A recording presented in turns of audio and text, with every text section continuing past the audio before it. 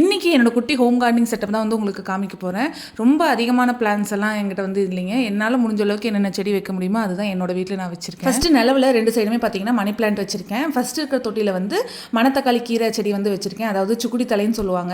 அதுக்கப்புறம் அடுத்த தொட்டியில் பார்த்தீங்கன்னா தக்காளி செடி வச்சிருக்கேன். இன்னொரு தொட்டியில் வந்து துளசி செடி வந்து வச்சிருக்கேன். லாஸ்ட்டாக இருக்கிற தொட்டியில் வந்து பார்த்தீங்கன்னா செங்கீரை போட்டிருந்தேன். இந்த சைடு இருக்கிற தொட்டியில் ஃபுல்லாகவே வந்து மல்லித்தலையும் புதினா தலையும் வந்து போட்டிருந்தேன். இன்னொரு சின்ன பாக்ஸில் வந்து வெந்தயக்கீரை போட்டிருந்தேன். எல்லாமே நல்லா சூப்பராக துளிர் விட்டுருக்கு. இன்னொரு 3 தொட்டியில் பார்த்தீங்கன்னா மண்ணு மட்டும் போட்டு வச்சிருக்கேன். இன்னும் அதில் என்னென்ன போடணும்னு சொல்லிட்டு பிளான் பண்ணல. ஆனால் பெரிய தொட்டியில் மட்டும் கீரை வகைகள் தான் போடலாம்னு சொல்லி பிளான் பண்ணி வச்சிருக்கேன். மீதி இருக்கிற 2 பாட்லையும் என்ன போடலாம்னு சொல்லிட்டு உங்களுக்கு ஐடியா இருந்தால் எனக்கு கமெண்ட் பாக்ஸில் கமெண்ட் பண்ணுங்க. என்னோட ஹோம் கார்டனிங் செட்டப் பிடிச்சிருந்தது அப்படின்னா மறக்காம ஒரு லைக் பண்ணிருங்க. அப்படியே நம்ம சேனலை வந்து சப்ஸ்கிரைப் பண்ணிருங்க. மார்னிங் பிரேக்ஃபாஸ்ட்டுக்கு பார்த்தீங்கன்னா கிரீன் பீஸ் புலாவ் வந்து பண்ணியிருந்தேன். பிரேக்ஃபாஸ்ட்டுக்கும் அதுதான், லஞ்சுக்கும் அதுதான். மார்னிங்கே கொஞ்சம் வெளியே போகிற வேலை இருக்குது, வீட்டுக்கெல்லாம் கொஞ்சம் திங்ஸ் வாங்க வேண்டியது இருக்குது. ஸோ மார்னிங் வந்து நான் ரெடி ஆகிட்டு பிரேக்ஃபாஸ்ட்டாக சாப்பிட்டு லஞ்சும் பேக் பண்ணிவிட்டு நான் வந்து கிளம்பிட்டேன்.